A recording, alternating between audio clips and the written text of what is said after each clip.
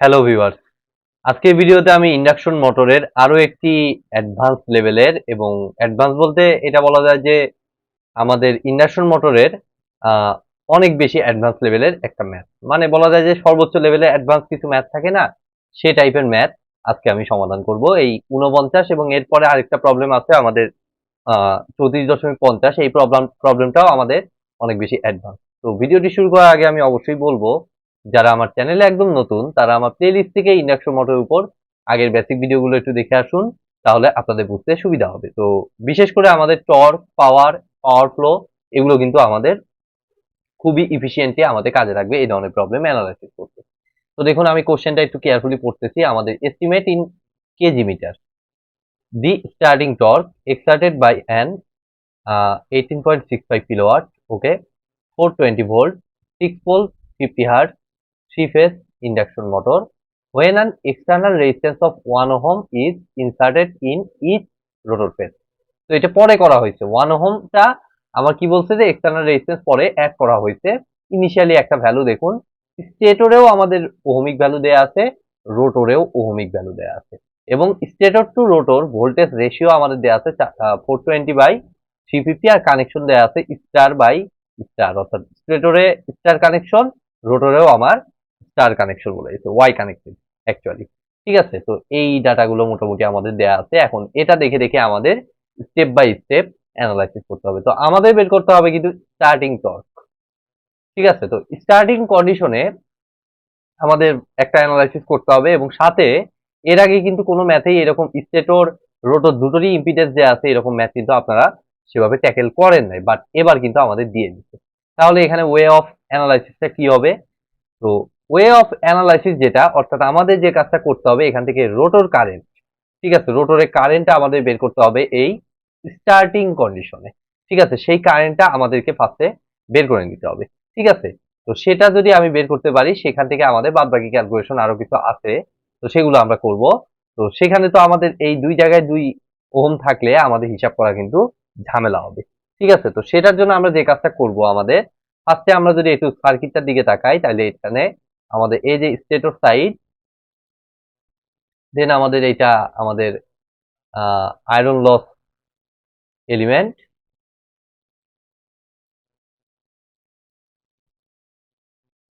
দেন আমাদের রোটরের আমাদের ইয়েটা রেজিস্ট্যান্স এবং ইন্ডাকট্যান্স, এগুলো সেপারেট ভ্যালু দেখুন এখানে আমার দেয়া আছে। তো এখানে আমাকে যে কাজটা করতে হবে, আমাদের ভোল্টেজকে অ্যাপ্লাই করতে হলে এই যে এই ভোল্টেজকে যদি আমি করতে চাই, তাহলে একটা জিনিস দেখুন যে আমি 420 ভোল্ট এই ইনপুট দিয়ে আমি দিচ্ছি। ঠিক আছে, 420 ভোল্ট কিন্তু আমি ইনপুট থেকে দিচ্ছি, দেন আমার কি ঘটনা ঘটতেছে, আমাদের কিন্তু স্টেটরের এই ভোল্টেজটাই দিয়ে দিচ্ছে, আমাদের রোটরের ইনপুটে কত ভোল্টেজ সেটা কিন্তু আপাতত দেয়া নাই। তাহলে আপনি যদি 420 ভোল্ট অ্যাপ্লাই করেন, তাহলে এখান দিয়ে আমার কিছু ড্রপ হয়ে এখানে এসে কিন্তু ভোল্টেজ কিছুটা কমে যাবে। ঠিক আছে, তো সেই কমা ভোল্টেজটা কিন্তু আপনি বের করতে পারছেন না, কেননা এখানে কিন্তু আপনার স্টেটর কারেন্টও দেয়া নাই, স্টেটরের পাওয়ারটাও দেয়া নাই। ঠিক আছে, তো সেই কারণেই এই সমস্যাটাকে দূর করার জন্য আমাদের একটা কাজ করা হয়েছে এখানে, সেটা হচ্ছে স্টেটরের যে ইম্পিডেন্স সেটাকে ওই যে ট্রান্সফরমারে যে কাজটা আপনারা করতেন, অর্থাৎ আহ এক সাইডে রেফার করে দেওয়া। অর্থাৎ এই যে স্টেটরের ইম্পিডেন্স যেটা, এটাকে যদি সিম্পলি আমি এই ডান সাইডে রেফার করে দেই, অর্থাৎ রেফার টু সেকেন্ডারি করে দেই, তাহলে আমরা একটু ভ্যালুটা খেয়াল করব। দেখুন, আমি আগেই বলেছি এটা অ্যাডভান্স লেভেলের প্রবলেম, তো আমাদের স্টেপ বাই স্টেপ অ্যানালাইসিস করতে হবে। তো আমি ফার্স্ট অফ অল ধরে নিচ্ছি যে আমি এটাকে জাস্ট রেফার করব, ডান সাইডে আমি রেফার করব, তাইলে আমার কি ঘটনা ঘটতেছে? তো তাইলে আমাদের ডান সাইডে যে ইকুইপমেন্ট এলিমেন্ট আছে, আমাদের কি রোটর সাইড আছে। রোটর সাইডে যদি আমি দেখি, তাহলে এটা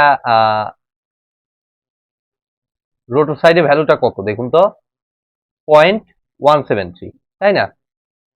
তাই তো, হ্যাঁ, রোটরের রেজিস্ট্যান্স ভ্যালু 0.173, এটা তো আছেই, এটা এটা থাকবেই।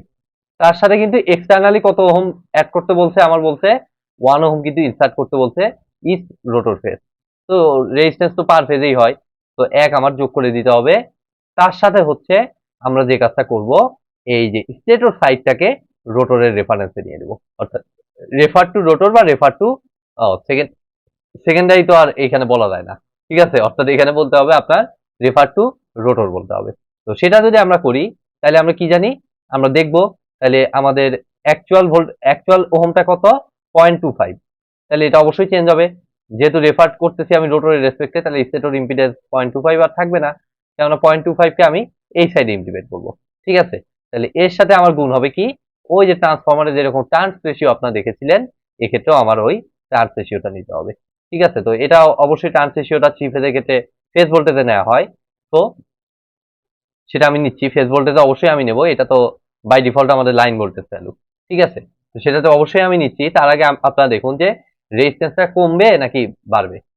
তার আগে আপনাকে বুঝতে হবে রোটর সাইডে কি ঘটনা ঘটে। রোটর সাইডে সবসময় আপনারা জানেন রেজিস্ট্যান্স কমে, এবং এইখানেও ওইভাবেই দেওয়া আছে। দেখুন স্টেটরের ভোল্টেজ 420 আর রোটরে কিন্তু 350। তাহলে ভোল্টেজ যদি কমে তাহলে কিন্তু আমাদের রেজিস্ট্যান্সের ভ্যালুও কমে যায়, যেটা আপনার ট্রান্সফরমারে দেখেছেন সেম জিনিস, এবং রেশিওটার উপর স্কোয়ার হয়। তো আমি এটা দিয়ে নিলাম। তাহলে এখানে আমার কি করতে হবে, এই 0.25 থেকে কমাইতে হবে, মানে উপরে ছোট নিচে বড়। ছোট ভ্যালু কত 350, তাহলে এটাকে ফেজ নিতে হবে। তাহলে স্টার কানেক্টেড যেহেতু লাইন ভোল্টেজকে আমার √3 দ্বারা ভাগ করলে আমাদের ফেজ ভোল্টেজ আমরা পাবো 350 ডিভাইডেড বাই √3, আর নিচে এই 420 বাই √3। এভাবে কিন্তু √3 কাটা চলে যাচ্ছে। ঠিক আছে, যেমনটা আপনার 3 ফেজ ট্রান্সফরমারে আমার প্লে লিস্টে গেলে দেখবেন, এভাবে কিন্তু আমি এভাবেই কিন্তু অ্যানালাইসিস করেছি। ঠিক আছে, তো এখান থেকে আমি কিন্তু RO2 এর ভ্যালুটা পেয়ে যাচ্ছি। তাহলে আমরা দেখি RO2 এর ভ্যালুটা কত। RO2 এর ভ্যালুটা আমার আসতেছে আচ্ছা ওইটাই আগে হিসাব করি। 0.25 ইন্টু ওইটা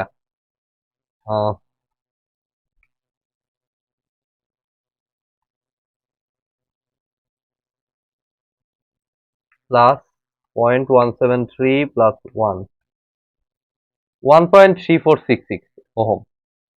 ওকে,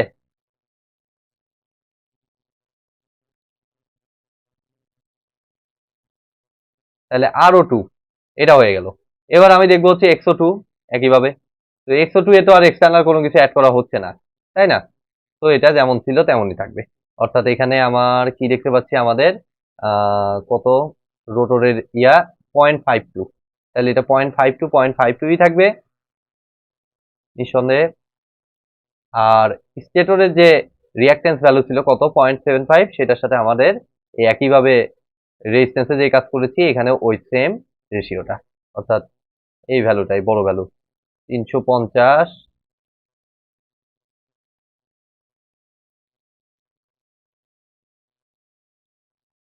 divided by √3 divided by 420 divided by √3,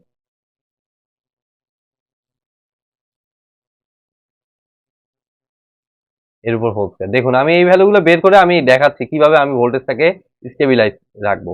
ঠিক আছে, তো দেখুন আমি এটাকে একটু হিসাব করতেছি।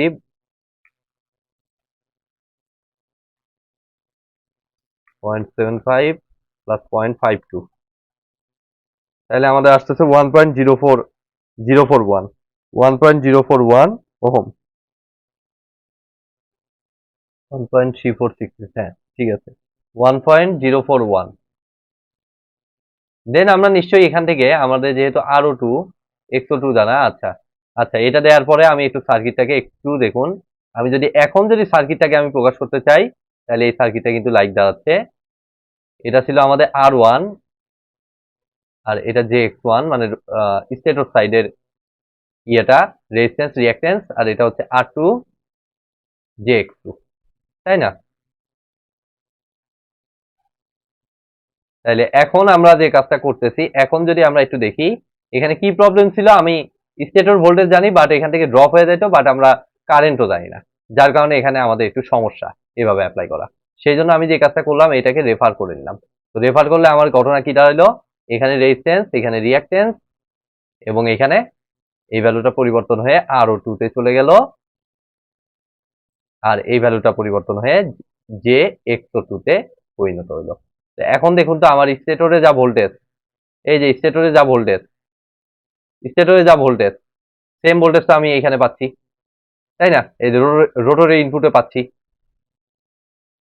জাস্ট কি হবে, এই যে টার্নস রেশিও দ্বারা ভাগ হয়ে ভোল্টেজটা সেই অনুযায়ী কমে যাবে। তার মানে রোটর ইনপুটে ভোল্টেজটা কিন্তু এখন আমি পাইতে সক্ষম হচ্ছি, বাট আগের ক্ষেত্রে কিন্তু এটা পাওয়া সম্ভব ছিল না। তো সেই কারণে আমাদের এই রেফারেন্সটা আমি করে নিলাম। তো এখন দেখুন আমরা যে কাজটা করব, আমরা যেহেতু রেফারেন্স নিয়ে নিয়েছি, এখন আমাদের টার্গেট হচ্ছে আমাদের স্টার্টিং অবস্থায় টর্ক বের করা। তো স্টার্টিং অবস্থায় ঘটনাটা কি ঘটে আমাদের, সেটাও আমাদের একটু জানতে হয় হালকা করে। তো স্টার্টিং কন্ডিশনে আমরা জানি যে এখানে যে ঘটনাটা ঘটে, আমাদের স্লিপের ভ্যালুটা 1 হয় এবং স্লিপের ভ্যালু 1 মানে আমার স্টেটরের স্পিড আমার এনএস ছিল। তো ইনস্ট্যান্ট কিন্তু ওইটার স্পিড আর এনএস থাকে না, ঠিক আছে? অর্থাৎ এন আরটা ওই কন্ডিশনে 0 হয়, অর্থাৎ এখানে কোনো স্পিডই আমরা পাই না, যার কারণে এখানে স্টার্টিং কন্ডিশনে যে ঘটনাটা ঘটে এই জায়গাটা কিন্তু শর্ট থাকে নরমালি। এই কারণে বইতে দেখবেন যে যেহেতু স্টার্টিং কন্ডিশন এখানে চিন্তা করছে, যার কারণে এটাকে কিন্তু তারা শর্ট সার্কিট ধরে আমাদের এই শর্ট সার্কিট কারেন্টটা তারা বের করেছে। তো এটাই হচ্ছে সেই কারণটা, ঠিক আছে? যে স্টার্টিং কন্ডিশনে আমাদের কি ঘটনা ঘটতেছে, স্লিপের ভ্যালুটা 1, যেগুলো আপনারা আগেও দেখেছেন। তো সেই কারণে আমাদের স্লিপের ভ্যালু যেহেতু 1, তার মানে আমাদের এখানে কি এনআর ইজ ইকুয়াল টু 0, রোটরে কোনো স্পিড নাই, যার কারণেই তো স্লিপের ভ্যালু 1, ঠিক আছে? যেহেতু স্লিপের ইকুয়েশন হচ্ছে NS minus NR divided by NS. তো এনআর 0 হওয়ার কারণে বেসিক্যালি এই জায়গাটাকে তারা কি করছে, শর্ট সার্কিট, অর্থাৎ রোটরের ইনপুটটা সেটাই অ্যাকচুয়ালি আমাদের কি হচ্ছে, আমাদের কপার লসটা খেয়ে ফেলতেছে, ঠিক আছে? আর এই যে মেকানিক্যাল পাওয়ার যেটা ডেভেলপড হওয়া, ঠিক আছে, অর্থাৎ যেটার কারণে ঘূর্ণন তৈরি হওয়া, একদম শুরুতে তো আর ঘুরতেছে না, ঠিক আছে? স্টার্টিং এর কন্ডিশনে তো আর ঘুরতেছে না, তখন জাস্ট মোমেন্ট আপনার পাইতেছে। তো ওই মোমেন্টামে তার মানে কি, কোনো ফোর্স না পাওয়ার কারণেই কিন্তু অ্যাকচুয়ালি এটা কিন্তু রানিং হইতে পারতেছে না, ঠিক আছে? তো সেই কারণে এটাকে আমি শর্ট সার্কিট ধরবো এবং এই অনুযায়ী আমাদের দেখুন কারেন্টটা আমরা কিভাবে ক্যালকুলেশন করতে পারি। তো আমাদের দেখুন RO2 XO2 দানা, তো এখান থেকে আমরা ZO2 টা বের করে নিব। ZO2 টা আমরা আমরা জানি যে এটা আমাদের রিয়েল পার্ট আর এটা ইমাজিনারি পার্ট। তো ZO2 টা আমার দেখুন আসতেছে 1.3466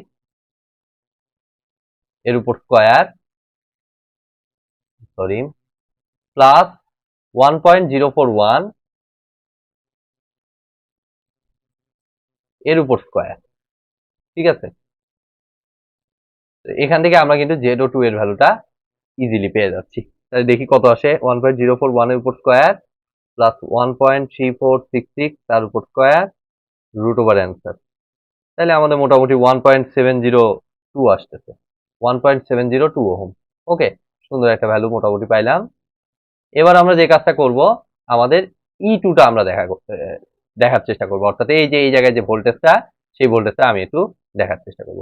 তাহলে E2 ভোল্টেজটা দেখুন কত হবে, স্লিপ তো আমার নাই, স্লিপ তো 1 অ্যাকচুয়ালি, ঠিক আছে? যার কারণে E2 এই ভোল্টেজটা অ্যাকচুয়ালি কি হবে, এই যে স্টেটর টু রোটরের টার্নস রেশিও জানা আছে, তো আপনি 420 ভোল্ট এখান দিয়ে দিচ্ছেন, তাহলে এখানে অবশ্যই পাবেন 350, আমাদের রেশিও তো দেয়াই আছে। তাই রোটরের ইনপুট, এটা হচ্ছে রোটরের ইনপুট ভোল্টেজ, এই যে এই জায়গাটার ভোল্টেজ, এই জায়গাটার ভোল্টেজ, ঠিক আছে? তাহলে এইটার ভ্যালুটা আপনি কত পাচ্ছেন দেখুন, সিম্পলি আমার 350 হবে, যেহেতু ইনপুটে 420 আমার বলে দিচ্ছে, কই যেন বলে দিচ্ছে, এই যে 420 ভোল্টে ইনপুট দিয়ে 420 ভোল্ট দিতে বলছে, মানে এখানে 420, টার্নস রেশিও অনুযায়ী এটা হয়ে যাচ্ছে, রোটর ইনপুটে হয়ে যাচ্ছে 320, সরি 350, ঠিক আছে? তো 350 কিন্তু বাই ডিফল্ট আমাদের লাইন ভোল্টেজ, তো স্টার কানেক্টেড যেহেতু এটাকে অবশ্যই √3 দ্বারা ভাগ দিতে হবে, তাহলে এই যে অটোমেটিক্যালি টার্নস রেশিও অনুযায়ী আমি এটাকে অ্যাডজাস্ট করে নিলাম, ঠিক আছে? আর এখানে তো আমার এস তো হচ্ছে 1, ঠিক আছে? যার কারণে কিন্তু এই যে এখানে কিন্তু ZO2 এর এখানে এস এর ভ্যালু 1 ধরে আমি 1.041 করেছি, ঠিক আছে? তো এখন দেখুন আমরা যে কাজটা করব, আমাদের আই শর্ট সার্কিট, এটাকে আই শর্ট সার্কিট হিসেবেই লিখতেছি, ঠিক আছে? যাতে আপনাদের I short circuit rotor current, এটা একটু বুঝে নিব আমরা, যে এটা যেহেতু রোটরে ক্যালকুলেশন করতেছি ZO2, এটা অ্যাকচুয়ালি কত আসতেছে দেখুন, E2 divided by Z2, simply একদম সিম্পল ওহমস ল, 350 বাই √3 ভাগ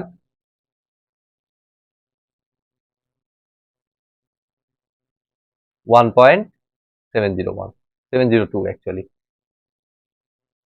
তাহলে এখন দেখুন আমি ক্যালকুলেটারে জাস্ট বসিয়ে দেবো এটা, 350 ডিভাইডেড বাই √3 ভাগ অ্যান্সার, তাহলে আমাদের 118.729 অ্যাম্পিয়ার আসতেছে, 118.729, এখানে 119 দিচ্ছে, ঠিক আছে, সমস্যা নেই, 118.729 অ্যাম্পিয়ার, এটা মোটামুটি আমাদের হয়ে গেল। তো এখন আমরা যে কাজটা করব, এই জায়গাটায় অনেকেরই ভুল হয়, এই পর্যন্ত মোটামুটি আমরা আসতে পারি, এরপরে এসে আমরা যে ভুলটা করে ফেলি সেটা হচ্ছে, আমরা যখন কপার লস, এরপরে বেসিক্যালি করতে হয় হচ্ছে আমাদের কপার লস বের করতে হয়, এবং কপার লস পাইলে কিন্তু আমাদের স্টার্টিং কন্ডিশনে যেহেতু মেকানিক্যাল পাওয়ার ডেভেলপটা আপনি পাচ্ছেন না আলটিমেটলি, তো আমার যা কপার লস হবে তাই কিন্তু আমার রোটর ইনপুট হিসেবে আমরা পাবো। ঠিক আছে, তাহলে আমরা যে কাজটা করব, আমাদের কপার লসটা আমরা হিসাব করব। বাট এই জায়গাটা অনেকে যে ভুলটা করে ফেলে সেটা হচ্ছে, কপার লস বের করার সময় তারা করে ফেলে কি, আই এস এর উপর স্কোয়ার ইন্টু কি করে ফেলে, আমাদের আর ও টু করে ফেলে। বাট এটা করলে কিন্তু ভুল হবে, কারণ এটা কিন্তু অ্যাকচুয়ালি আমাদের ফর্মুলা বলতেছে, পাওয়ার ফ্লোর ফর্মুলা বলতেছে হচ্ছে রোটর কপার লস, যেটা পাইলে অ্যাকচুয়ালি আমি ইনপুটটা পাবো। ঠিক আছে, অর্থাৎ এই ক্ষেত্রে কিন্তু অবশ্যই আপনাকে বিবেচনা করতে হবে শুধুমাত্র রোটর রেজিস্ট্যান্সটা। তো এটা নিয়ে আই থিঙ্ক আপনারা প্রবলেম করবেন না, আপনারা কিন্তু এই জিনিসটাতে প্রবলেম করেন অনেক সময়। ঠিক আছে, তো আমি কিন্তু আপনাদের ক্লিয়ার করে দিলাম যে এই জায়গাটায় কিন্তু অবশ্যই হিসাব করতে হবে, শুধুমাত্র রোটর ধরে আপনি পি অফ রোটর কপার লসটা হিসাব করবেন।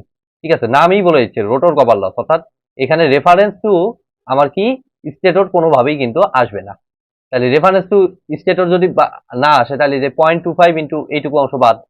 ঠিক আছে, তাহলে আপনি রোটর কপার লস হিসাব করবেন, তাহলে এটা সিঙ্গেল ফেজ কারেন্ট আইএসসি 118.729 এর উপর স্কোয়ার ইন্টু আমাদের কত, আর আর ও টু কিন্তু দেওয়া যাবে না, নিতে হবে শুধুমাত্র আর টু। তো শুধুমাত্র আর টু কিন্তু শুধুমাত্র এই যে এতটুকু। ঠিক আছে, অর্থাৎ 1+0.173। তো এটা নিয়ে যেন আপনারা সমস্যা না করেন, একটু ঠান্ডা মাথায় বুঝবেন, নিজেরাই আই থিঙ্ক এটা ক্লিয়ারলি আপনারা বুঝতে পারবেন। ঠিক আছে, তাহলে 1+0.173, তাহলে দেখুন এটা আমি হিসাব করে দিচ্ছি ক্যালকুলেটারে, এর উপর স্কোয়ার ইন্টু 1+0.173। তো আমি পুরা থ্রি ফেজই নেব, আমি এই থ্রিটা একবারে দিয়ে দেই, 3 ইন্টু 118 এত। তাহলে এখান থেকে দেখুন আমাদের রোটর কপার লসটা আসতেছে, তাহলে এই যে ভ্যালুটা পাইছি তার সাথে আরেকটা 3 গুণন, তাহলে 49,606। যাই রোটর কপার লস হবে স্টার্টিং কন্ডিশনে, তাই হবে আমার রোটর ইনপুট। এটা লজিক্যালিও ঠিক, এই যে এখান থেকে আপনারা সিম্পলি আপনারা দেখতে পাচ্ছেন এখানে তো এই পাওয়ারটা কি হয়েছে, অ্যাবজর্ব হয়েছে, তাহলে তাকে তো কেউ একটা সাপ্লাই করছে, তো সাপ্লাই করার জায়গাটা একটাই রোটর ইনপুট। এটা হচ্ছে লজিক্যালি দেখানো। আর ম্যাথমেটিক্যালিও পারবেন চাইলে, আপনারা পাওয়ার ফ্লো ইকুয়েশন অ্যাপ্লাই করুন। দাঁড়ান আমি দেখাচ্ছি, এটা আগে লিখে নেই, এত ওয়াট, তাহলে পি আর সি এল এত, তাহলে পি টুটা আমার কত, যেহেতু পিএম দিয়ে আপনি কাজ করতে পারবেন না, কারণ পিএম আপনার এখানে নাই, স্টার্টিং কন্ডিশনে তো পিএম আপনার নাই। তো আপনি কিন্তু সরি, এটা পি পি টু হবে, বা পি অফ রোটর হিসেবে বলতে পারেন। আচ্ছা, পি টু দ্বারাই নর্মালি প্রকাশ করা হয়, তাহলে পি টুটা কিন্তু এই সেম ভ্যালু, পি টুটা পি আর সি এল এর সমান। এখন কোশ্চেন আসতে পারে, আমি তো এটা লজিক্যালি মানে ইয়ে অনুযায়ী বলে দিলাম, বাট ম্যাথমেটিক্যালিও কিন্তু আপনারা পাবেন যদি আপনারা পাওয়ার ফ্লো ইকুয়েশনটা ইউজ করেন। অর্থাৎ পি আর সি এল এর সাথে আপনি পি টু এর সম্পর্ক দেখেন নাই এর আগে, কি ছিল, P two is to P R C L is equal to 1 is to S. আর এস এর ভ্যালু এক্ষেত্রে কত, 1 না, স্টার্টিং কন্ডিশনে। তার মানে 1 মানে অ্যাকচুয়ালি কত আসতেছে, পি টু আর পি আর সি এল কিন্তু সমান আসতেছে। ঠিক আছে, তো এভাবে কিন্তু ম্যাথমেটিক্যালিও আপনার কিন্তু পসিবল। তো আপনার রোটর ইনপুটটা আমার দাঁড়াচ্ছে কত, 49,606। তো এবার আমাদের স্টার্টিং কন্ডিশন, এই স্টার্টিং কন্ডিশনে আমাদের পাওয়ারটা কিন্তু আমরা পেয়ে গেলাম, রোটর ইনপুট যেটা অ্যাকচুয়ালি। তো এখন আমরা যে কাজটা করব, এখান থেকে আমরা ইয়েটা হিসাব করে ফেলবো, আমাদের কি বলে ওইটা, টর্কটা হিসাব করবো, স্টার্টিং টর্ক। তো তার জন্য আমাদের স্পিড লাগবে। তো পি টু থেকে হিসাব করলে এই টর্কের হিসাবটাই আমার আসে হচ্ছে ওমেগা এস, অর্থাৎ সিনক্রোনাস স্পিড। তাহলে সিনক্রোনাস স্পিডটা আপনার জানতে হবে আগে।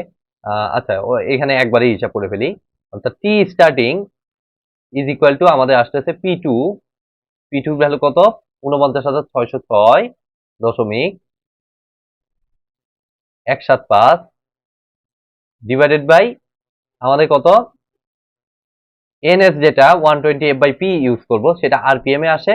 তো এসআই ইউনিটে কনভার্ট করলে সেটার আগে 2π/60 দ্বারা মাল্টিপ্লাই করতে হবে, তাই না, যেগুলো তো আপনারা জানেন অলরেডি। আর দেন আমি এনএস এর জন্য আমার 120 ইন্টু f/p, তাহলে 120 ইন্টু এফ কত দিচ্ছে, ফ্রিকোয়েন্সি কত, 50 হার্টজ দিচ্ছে, ডিভাইডেড বাই আমাদের কত, 120 f divided by P, P হচ্ছে 6টা। তাহলে এখান থেকে আমরা দেখুন নিউটন মিটারটা পেয়ে যাব, 49,606, এর সাথে 60 ইন্টু 6 গুণন, দেন সেটাকে 2π দ্বারা ভাগ, দেন 120 দ্বারা ভাগ, দেন 50 দ্বারা ভাগ। তাহলে আমাদের মোটামুটি 473.704 নিউটন মিটার আসতেছে। আমাদের আবার চাইছে হচ্ছে কেজি মিটার। ঠিক আছে, তো এটা কিন্তু এর আগের একটা ভিডিওতে আমি দেখিয়েছিলাম। এটা একদম সিম্পলি এইচএসসির বেসিক, এইচএসসি লেভেলের। তো ওই নিউটন থেকে আমার কেজি মিটারে বাদ দিতে হলে আমাদের ওই যে জি এর মান, অর্থাৎ অভিকর্ষ ত্বরণ জি এর মান দ্বারা ভাগ দিতে হবে যা, তাহলে আপনার কেজিতে কনভার্ট হয়ে যাবে, কেজি মিটারে কনভার্ট হয়ে যাবে। তাহলে 704 ডিভাইডেড বাই 9.81 ডিভাইডেড বাই আমার কত, 9.81। তাহলে এটা দেখি কত আসে, 473.704 ডিভাইডেড বাই 9.81। তাহলে আমাদের মোটামুটি 48.287 কত দিচ্ছে, 46.7। এটা দশমিকের ভেরিয়েশনের কারণে, কারণ ওখানে ওদের আসছে 476, আমাদের 473.704। তো আমাদের সমস্যা নাই, 48.288, 3 দশমিক পর্যন্ত নিব, 288 নিউটন মিটার। হয়ে গেল আজকের এই বিস্তর প্রবলেমটির আমাদের সলিউশন। তো আই থিঙ্ক আপনারা বুঝতে পেরেছেন। ভিডিওটি যদি ভালো লেগে থাকে অবশ্যই ভিডিওতে একটি লাইক দিবেন, বন্ধুদের সাথে বেশি বেশি শেয়ার করবেন, আর চ্যানেলে নতুন হয়ে থাকলে অবশ্যই চ্যানেলটি সাবস্ক্রাইব করবেন। ধন্যবাদ।